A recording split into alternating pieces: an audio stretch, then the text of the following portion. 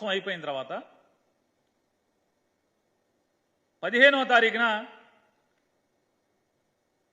VRO గారు ఏది Palvai gate polling station number 202 presiding officer గారు విఆర్ఓ గారు ఒక రిపోర్ట్ పంపిస్తారు పోలీస్ స్టేషన్కి.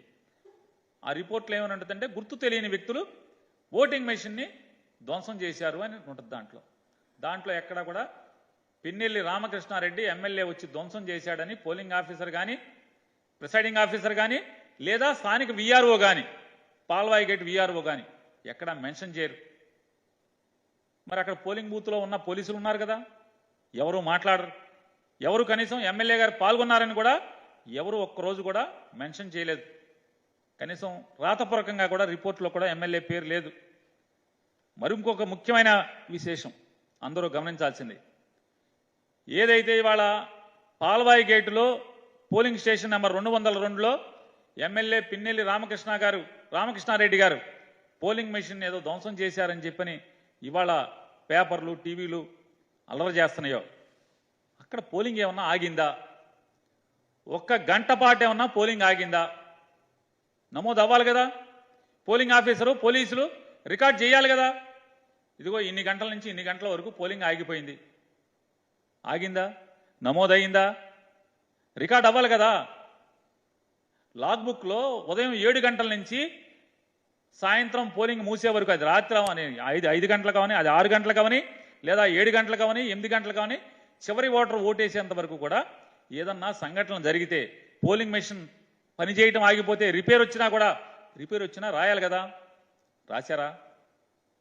ధ్వంసమైన పోలింగ్ ఆగిపోయినంటే పోలింగ్ ఆగలేదు, పోలింగ్ ప్రక్రియ ఆగలేదు, పోలింగ్ శుభ్రంగా జరిగింది. 15వ తారీఖున ఎఫ్ఐఆర్ కడతారు.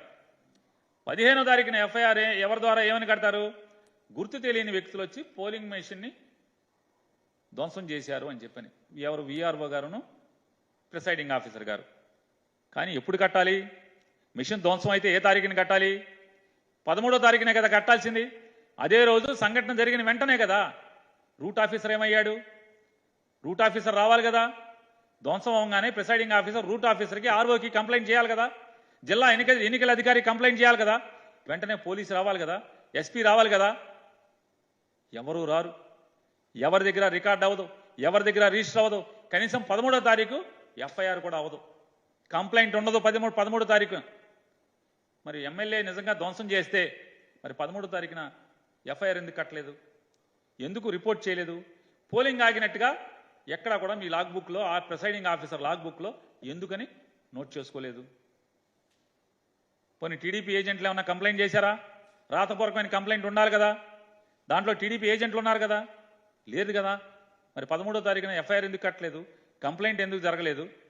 జరగకపోగా 15వ తారీఖున ఎఫ్ఐఆర్ కడతారు. దాంట్లో ఎమ్మెల్యే గారి పేరు ఉండదు, పిన్నెల్లి రామకృష్ణారెడ్డి గారి పేరు ఉండదు. 17వ తారీఖున సిట్ కాన్స్టిట్యూట్ అవుద్ది. ఈ గొడవలన్నీ కూడా టీవీల్లో చూసిన తర్వాత election commission of India direction మేరకు సిట్ కాన్స్టిట్యూట్ అవుద్ది. డీజీపీ గారు ఒక సిట్ని కాన్స్టిట్యూట్ చేస్తాడు, స్పెషల్ ఇన్వెస్టిగేషన్ టీంని. 17వ తారీఖే సిట్టు మాచర్ల, అనంతపురం, తిరుపతి అన్ని వెళ్ళిపోతుంది. అక్కడికి క్షుణ్ణంగా అన్ని ఊర్లు వెళ్తారు, గొడవలు జరిగిన అన్ని చోట్ల విచారణ చేస్తారు, క్షుణ్ణంగా అధ్యయనం చేస్తారు. 18వ తారీఖున సిట్ వచ్చి మాచర్ల వెళ్ళొచ్చి డీజీపీ గారికి ఒక రిపోర్ట్ కూడా ఇస్తారు. ఎక్కడా వీటిలో 13వ తారీఖున ఇన్సిడెంట్ రోజు ఎఫ్ఐఆర్ అవ్వదు. 15వ తారీఖు ఏమో ప్రిసైడింగ్ ఆఫీసర్ తాపీగా ఏదో చుట్టాలింటికి పెళ్లికి వెళ్ళి వచ్చినట్టుగా ఆ రోజు కంప్లైంట్ ఇచ్చాడంటారు, విఆర్ఓ ఇచ్చాడంటారు. దాంట్లో గుర్తు తెలియని వ్యక్తులు అంటారు. అంటే ఎమ్మెల్యే ఎవడో తెలీదా? విఆర్ఓకి ఎమ్మెల్యే ఎవడో తెలీదా? ప్రిసైడింగ్ ఆఫీసర్కి ఎమ్మెల్యే ఎవడో తెలీదా? నిజంగా మరి బదలు కొట్టుంటే మరి ఎమ్మెల్యే పేరు ఉండదు. 17వ తారీఖు సిట్ వెళ్ళింది కదా, మరి ఐపీఎస్ ఆఫీసర్లేగా ఏదోటి అక్కడ ఏం జరిగిందో పగలేద్దామనే కదా వెళ్ళారు. మరి ఎమ్మెల్యే వీళ్ళు సిట్ వెళ్తే ఎమ్మెల్యే పేరు ఏమన్నా దాంట్లో జరిగింది ఎవరన్నా చెప్పారా?